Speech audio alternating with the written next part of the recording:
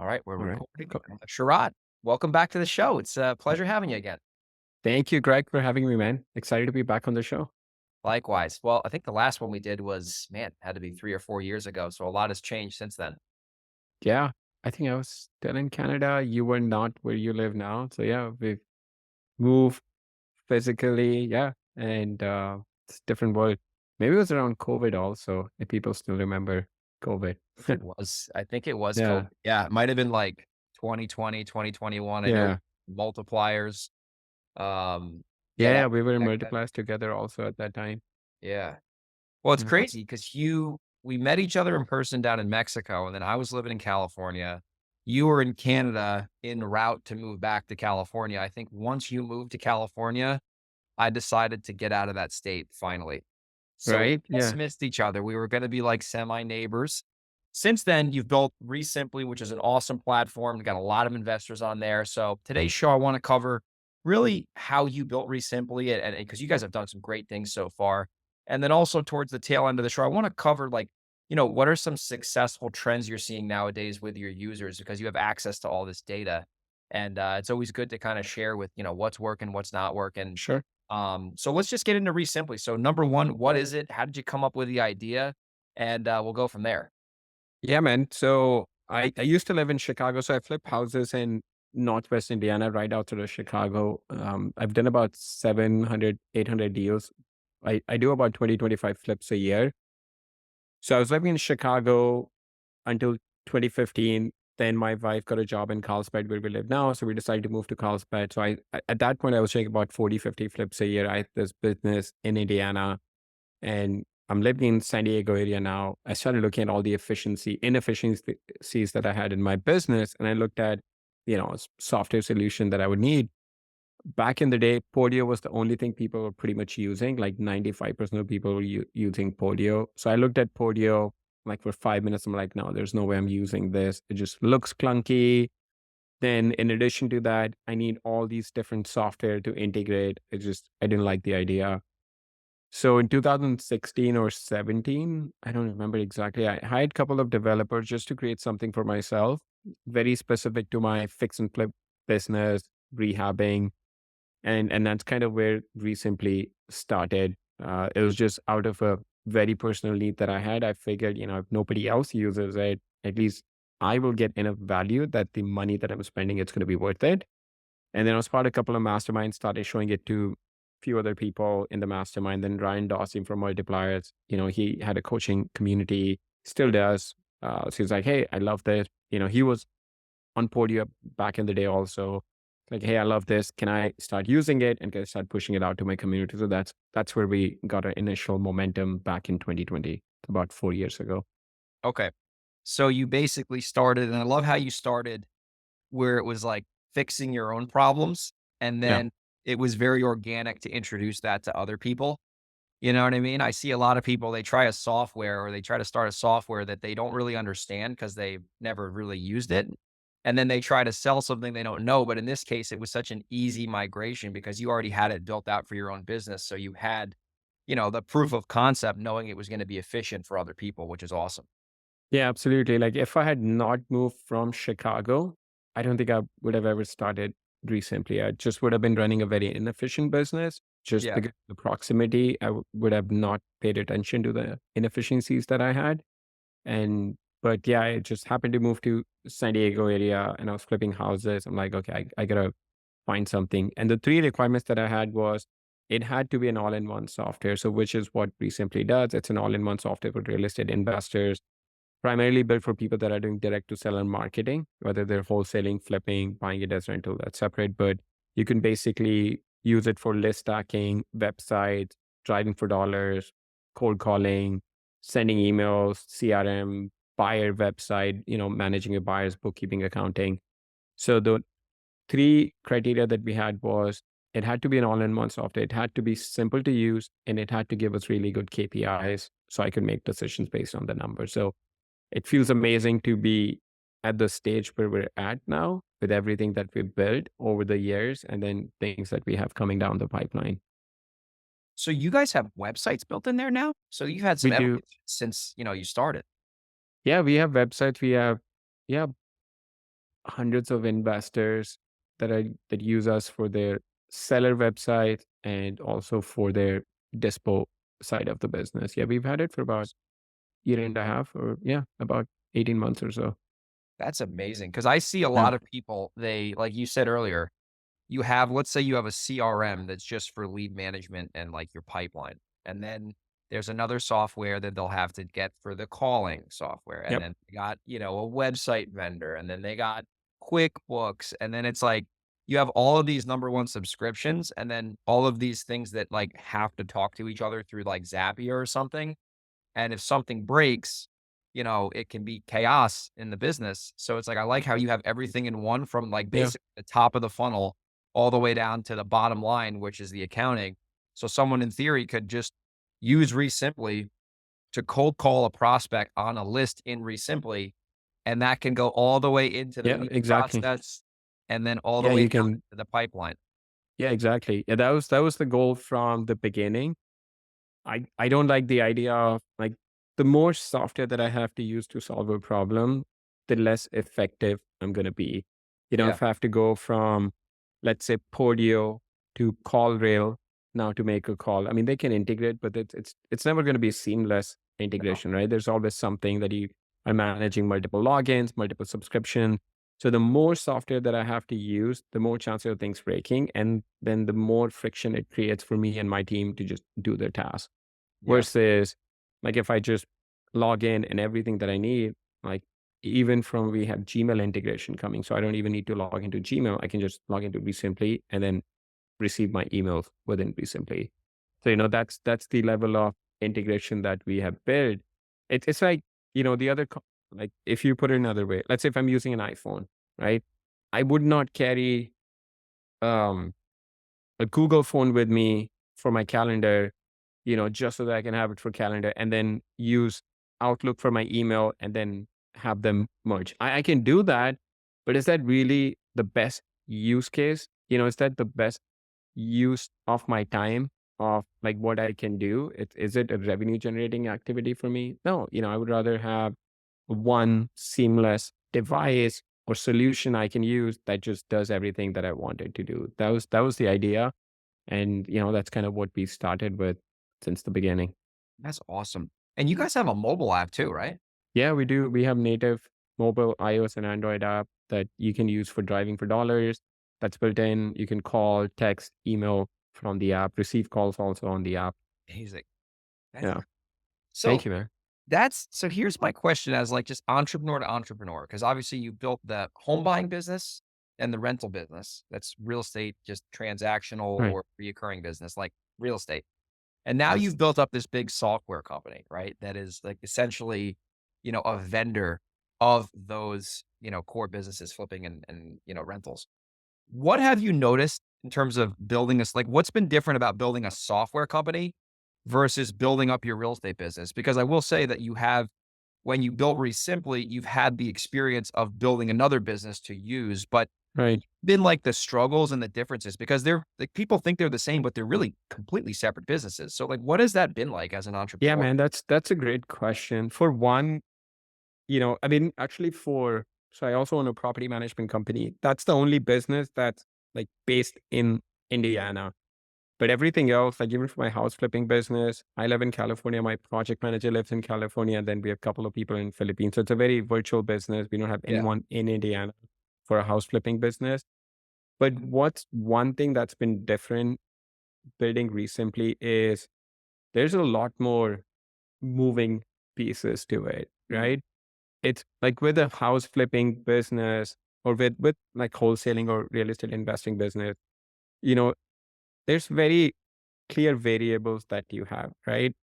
You market consistently to lead, you get lead, you consistently follow up and have a sales process, then you get deals, and then you market to your buyers, and then you make money, or you flip and you make money.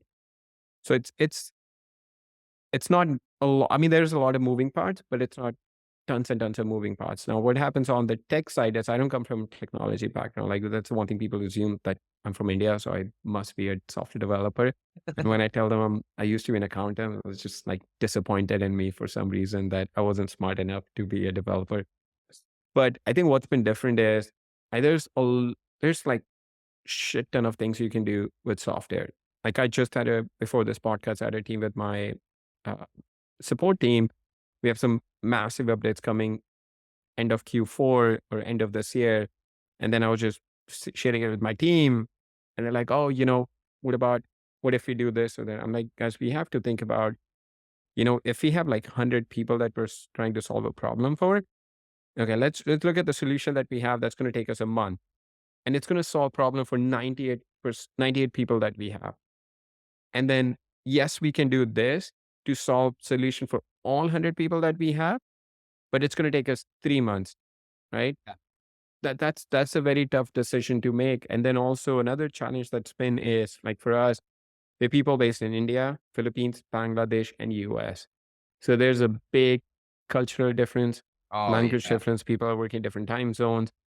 I think that's a problem that I still haven't been able to figure out a solution for. That's something I still struggle with. Like we have really good culture, in each country that we have. But if I think about as a company, like an overarching, culture, I think that's where we're not doing as good of a job as we can. Got And it. like when I started out the software company, I hired a couple of developers. I didn't know what I didn't know back then. I hired a couple of developers. I just said, oh, this is what I need. And I kind of just let them guide the process, thinking they're the experts. And when they came back like 3, 6 months later, I'm like, oh, this is completely different from what I was hoping for. So I think I wasn't as involved in the initial stages. And with software, you can go in totally different direction, right? And you have like AI now, and then you have like the languages changing, updates happening.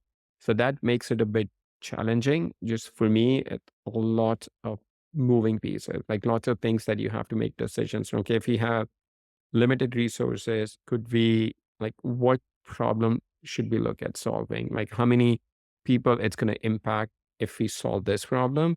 And what about like a small percentage of people that are really looking for something, but we decided not to prioritize it right now on our roadmap, and then maybe we'll do it later on. So that's Yeah. always a good like challenge to look at. You can't cater to everybody, like you said. If you Yeah, got a small exactly. fraction of people who want one thing and that's gonna add value to a handful of people versus something like you said that Yeah, could help the whole community, it makes more sense to prioritize the second item because you're gonna have a bigger lever there. And what you said about the reason I asked you that question originally was I have a lot of people that complain about the flipping business. Or let's just call it like wholesaling, flipping, the right, transactional real estate business, right? That we're all familiar with. They right. complain about it, including myself once in a while, to be honest. And they're like, oh, I wish I had a SaaS business. I wish I had a, consulting business. And I'm like, listen, no matter what business you're in, there's going to be problems. There's going to be different types of problems. Like I will argue that a flipping business has a little bit more revenue volatility due to the nature of the transactions, but a software business has other issues that are probably just as bad as a flipping business, but it's just a different situation. Like you have Yeah. monthly recurring revenue, but you have more operational kinks, you have more support tickets, you have Oh, more 100%. whiny customers. Yeah, you have churn. Like every business is going to have problems. And people think the grass is always greener with like software.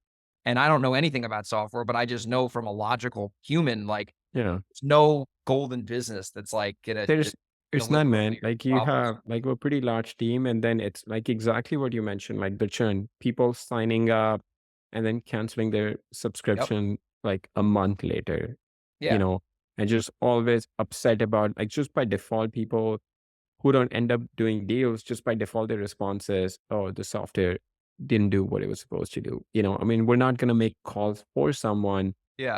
and go ahead and do that. But I mean, that's the stuff like any business that you do, there's always going to be challenges. Yes, the great thing is you have recurring revenue. It's kind of like owning rental properties, right? You have recurring revenue, but then you have tenants that are complaining about stuff, right? So you just have to look at like you have recurring revenue, but your cost goes up also, right? As you grow, you're paying more for server space, like storage, database, and then just to keep up with, like you cannot get to a certain like, so for example, on a rental portfolio, you can get to, let's say, like, you know, 50,000 in monthly rental. Like, oh, this is plenty, right? And Gross. your rent is going to go up every year, so you can keep up with inflation, and then you can rely on that. But that's not going to happen with software, right? So you get to, let's say, $50,000 in revenue, but now as you grow, your customers start expecting more also. You're like, okay, can you do that also? And then all of the things that you're doing, that comes with the cost.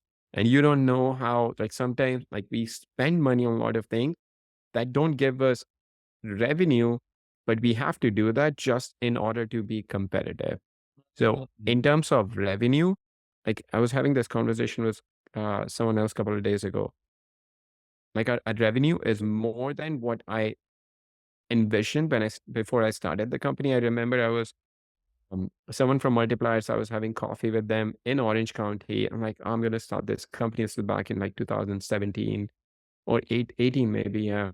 I'm like, oh, if I get to this revenue, I'm going to be so sad because, I'll keep my expenses at this number, and then the difference will be just profit, pure profit.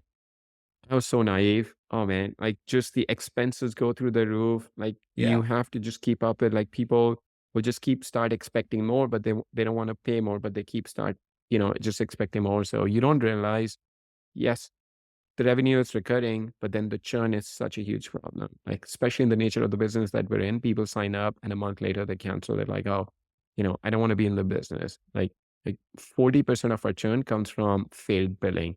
These are people that credit card fails, that we're Mm. trying to charge them 99 bucks a month, and then 35 to 40% of their credit card Gets ends declined. up failing. Yep, exactly. So Yeah, we and then can't you do anything gotta about that. see if you gotta see if they still want it, then they gotta put a new Yeah, card in, and then that's what I tell exactly. people, like, there's no like, people love to complain about the buying and selling business, and I tell them, "No matter what you're gonna do, you're gonna have problems, and the business of buying and selling is a great business if you know what you're doing and you're willing to have the right expectations going into it." Because I don't know any other businesses where you can, in theory, go out and find a property, right? Let's say you drive for dollars using REsimpli, and you find a seller, and you can assign a contract and literally create 20 grand out of thin air with very little risk. There's not many businesses where you can do that. You gotta get really good at what you wanna focus on. Like, you wanna get good at one thing, and then at that point, start another business if you want. But I see a lot of people Yeah. that can't even get their businesses to $1 million gross, and then they're complaining about the business. And I'm like, if you have a skill set where you can't get your business to 1 million gross, and you think you're gonna magically get into apartments and buy thousands of units, there's something wrong with you, because that's never gonna happen, because you don't even have what it takes to get your basic Oh, family absolutely. business to $1 million gross, which is not easy. But like, what makes you think apartments are gonna be easier? Because they drink. Yeah, I mean, like every business, there's going to be challenges. Like, every Absolutely. single business, there's going to be challenges. It just, you have to look at it. Okay, what challenge do you want to Yes. undertake, and then just go deeper into it rather than just go super broad. Just go super deep into it and just absolutely own that market. And then, just like you mentioned, like, we just made $10,000 on a wholesale deal. This was my all credit to my acquisition manager, Jay, based in Philippines.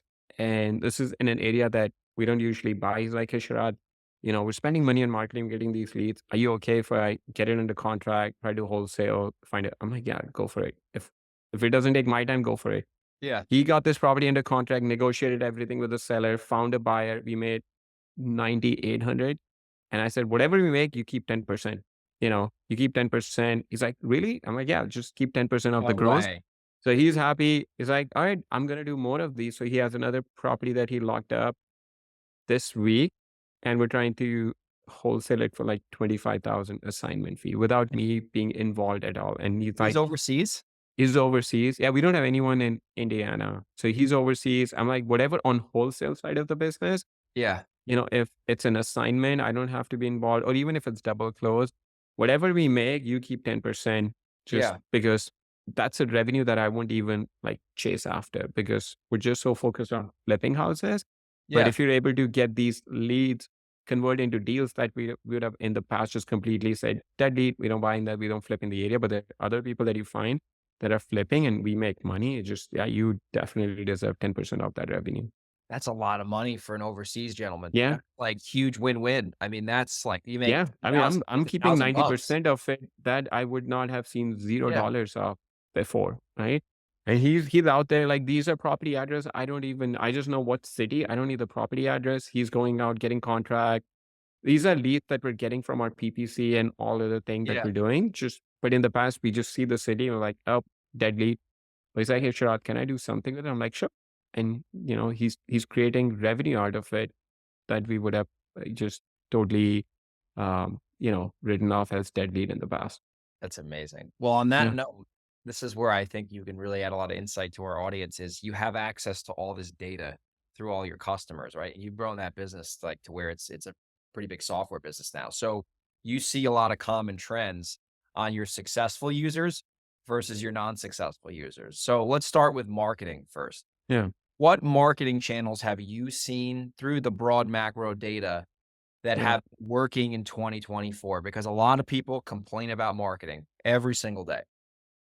Direct mail for sure. Direct mail, I Just was waiting to hear direct that. mail.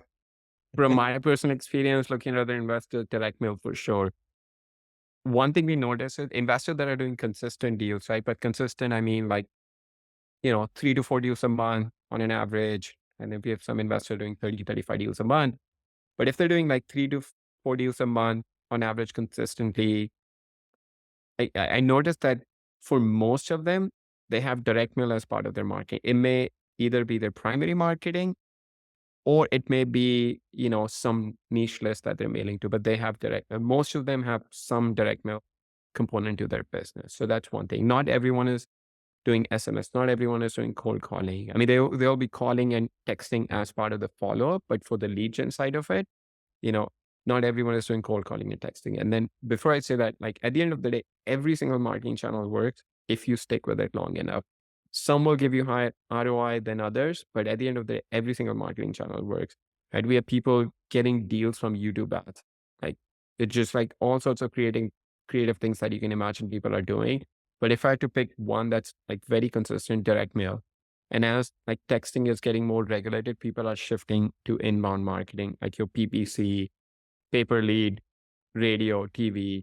And now with paper lead, again, all the providers would need to sell my house fast, fast home offers. You have motivated leads, property leads, liberty.ai, all of these work. It just you have to see what's good in your market. So that's what we're noticing. Like direct mail definitely is the most consistent. And I feel like as it's gotten more expensive, there's a little less competition. Like the postage gone up, so it's become a little bit more expensive. So there's less competition now, less people doing direct mail, which in my opinion makes it, even better now than it was in the past. Yeah. And then if you can do inbound marketing, so anything you can do for inbound marketing, where the leads are calling you from your PPC, SEO, paper lead, TV, radio, you're going to have a much higher conversion than people that are just focusing on outbound, like calling, texting, or direct mail. But if I had to pick one thing that I would say that separates investors that are successful from the ones that are not, consistency. Just hands down, just as simple as that, it's consistency.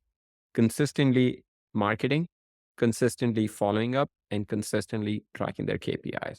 That's all. As long as you do that, it's impossible not to make money in the business. I mean, of course, you want to make sure you're mailing to the right list and all that, but as long as you're doing that, it's like losing weight, right? You go to gym, you eat healthy, you're gonna lose weight. There's like no two ways about it. It's too Now, logical. yeah, exactly. It's too logical. That's why people don't want to follow. They want to find something that's gonna happen overnight, right? You may go to a gym, like F45 versus like Orange Theory. So you may go to this gym that's gonna help you lose weight faster, and you also control your diet. There's like if you control the variables in business or in life, you're gonna get the result. It's just it's impossible not to get the result. It's the same thing in the business. Like if you're marketing, if you're following up and you're getting these, it's just you're gonna get deals under contract. There's no two ways about it if you're doing those things. That's what people are doing. I mean, there's nothing secret about what people are doing. Like we literally couple of weeks ago, we made 70,000 net on a deal. That's 70,000 after all expenses to me. That just came from a follow up. Nothing fancy. It was a simple follow up. Every month we were calling or texting. We weren't saying anything like special. We didn't have any special script. It was just like, hey, we're still looking to buy a house. Let us know if anything has changed. We're still interested. It's basically some variation of this. Just follow up, nothing special. And that's what we notice. I mean, of course, as you get more advanced, you're doing higher volume. There's some tweaks you can make in your business, right? On average, investors would spend anywhere, like if you look at your top line revenue, they would spend anywhere from like 25 to 35% roughly on their marketing. So if you're Yep. making, let's say 100,000, about 25 to 35,000 of that would go towards marketing, right? I mean, if you're flipping and you're buying something on MLS, that's a little bit different, but then you're paying a little bit more than what you would pay if you were just buying directly. But if you're doing direct to seller marketing, just expect to spend that much, which converts to every dollar that you put in, like expect to make about 3 to 4x on your money, just roughly. That's the number you want to aim for. Anything less than 3x, then there's some inefficiencies in your marketing. Either you don't have the right list or you don't have the right sales process, but anything less than 3x, not good. 3 to 5, it's good. Above 5, it's amazing. Just keep doing more of the 5x stuff. And then you would have another 25 or so percent in payroll. Now that's a tricky number, like the way most, real estate investors have their business set up, they're not paying themselves a salary, but that's something that you gotta on. Like if you were to replace yourself and find someone in the business to do what you're doing, what would be a fair salary for? So that's how you got to compute the number. And then everything else is like operational expenses and your net profit.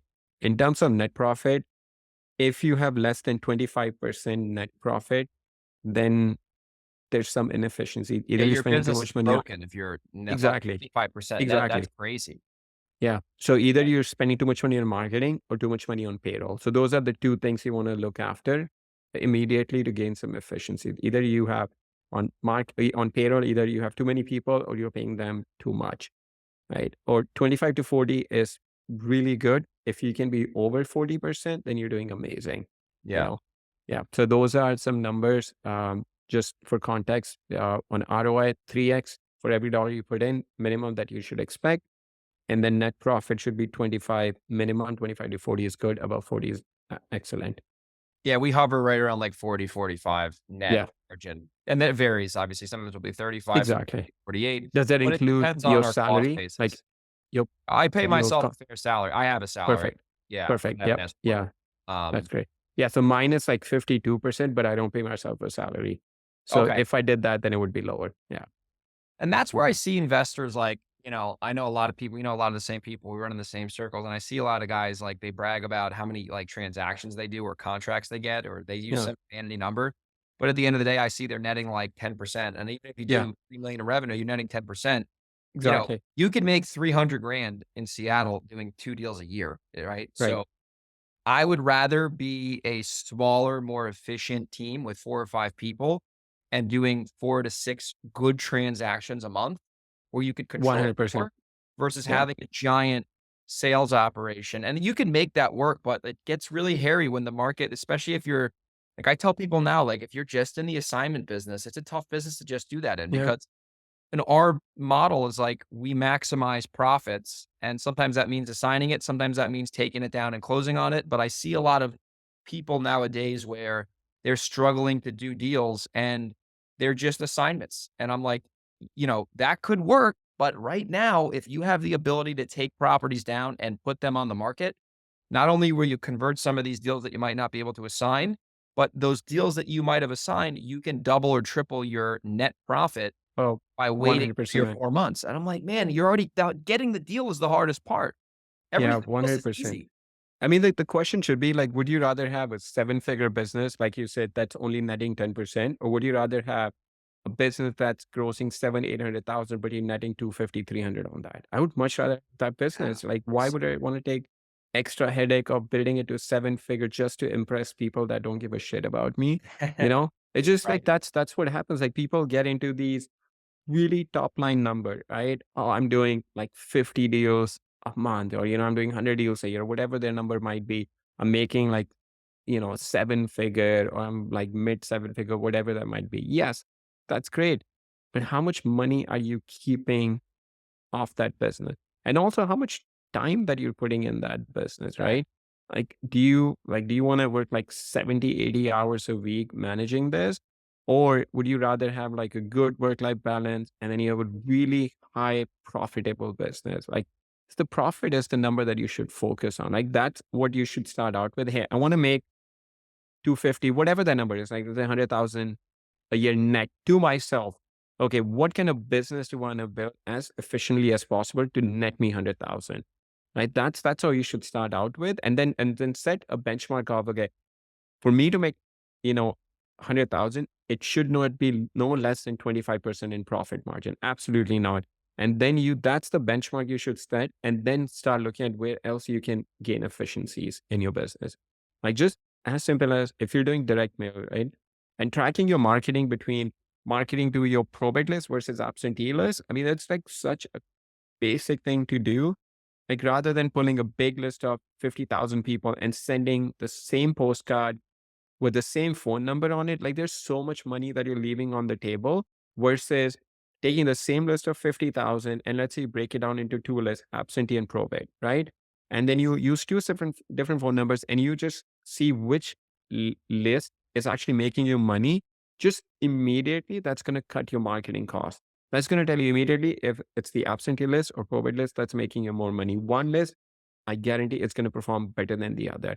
And then if you just do that and you double down on the list that's performing better, just immediately your net profit will go up on that. And you just start doing that with marketing and then also do that with the sales process.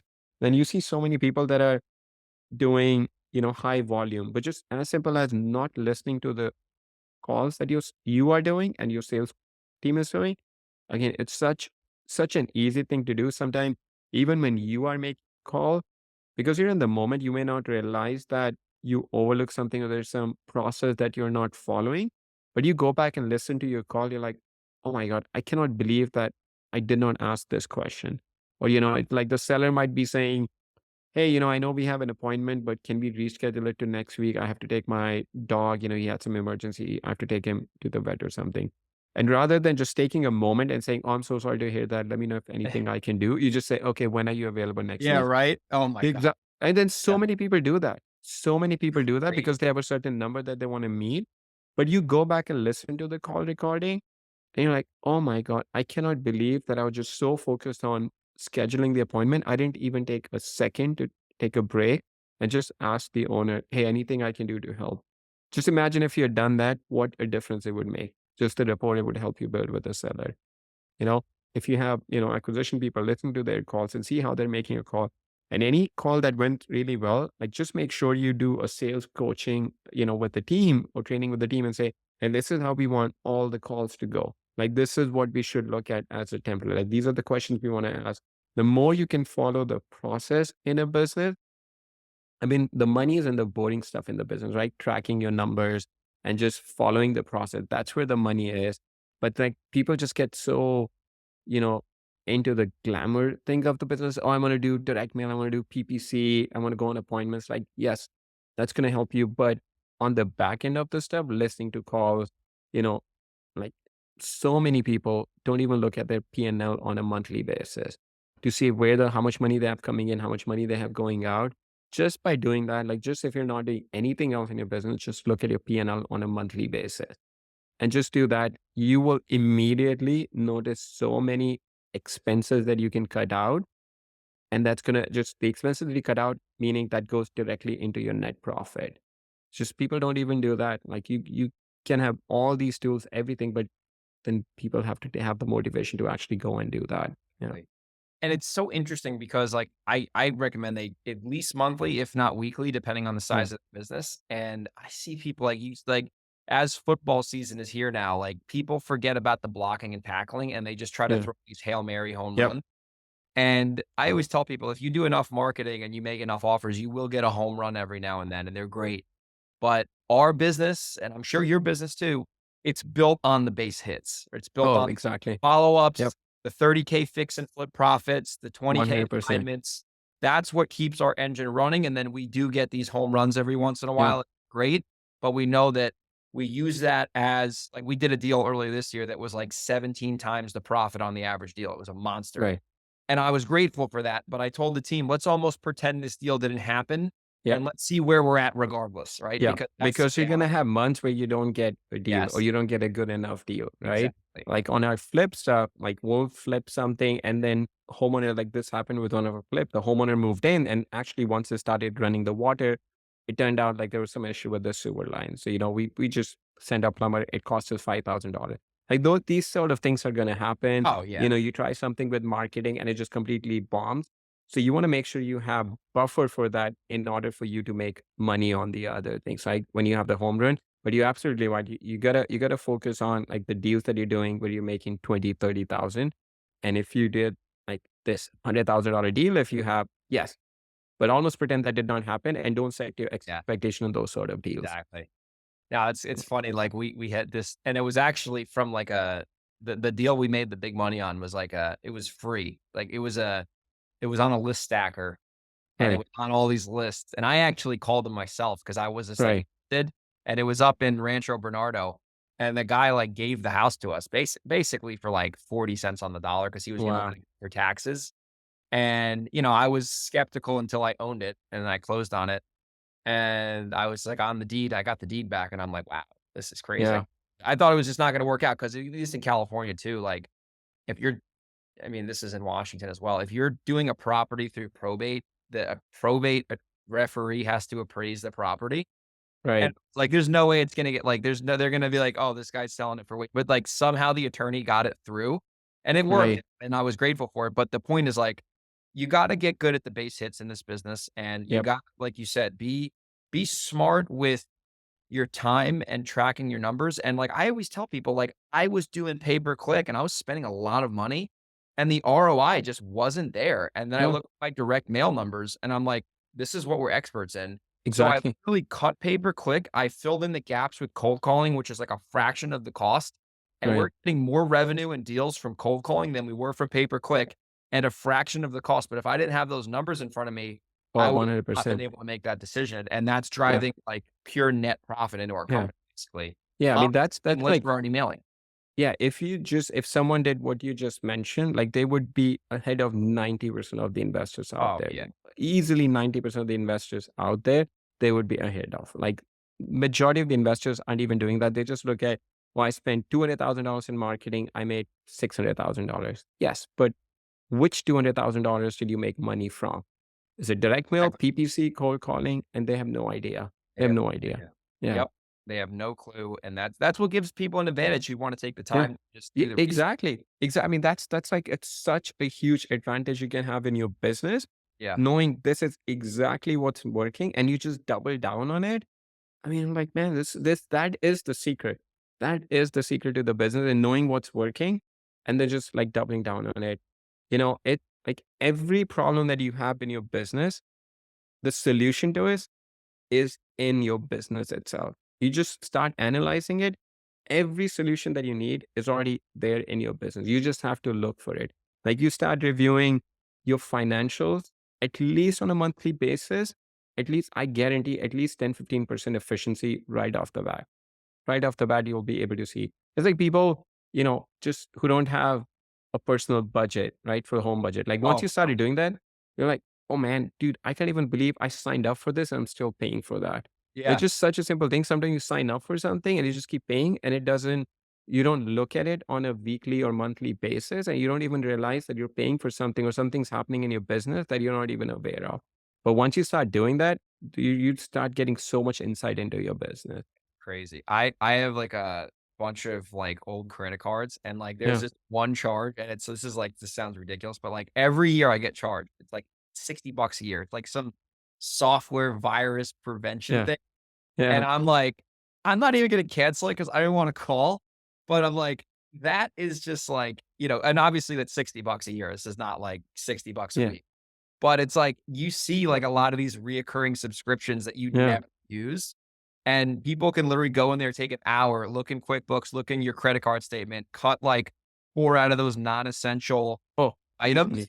Like I look at my stuff, I do some trimming once in a while, and I just look at all my reoccurring overhead and I'm like, what would happen if we didn't have this? And if the answer is a Yeah. big problem, we don't cancel it. But if we're like, Yeah. oh, then Yeah.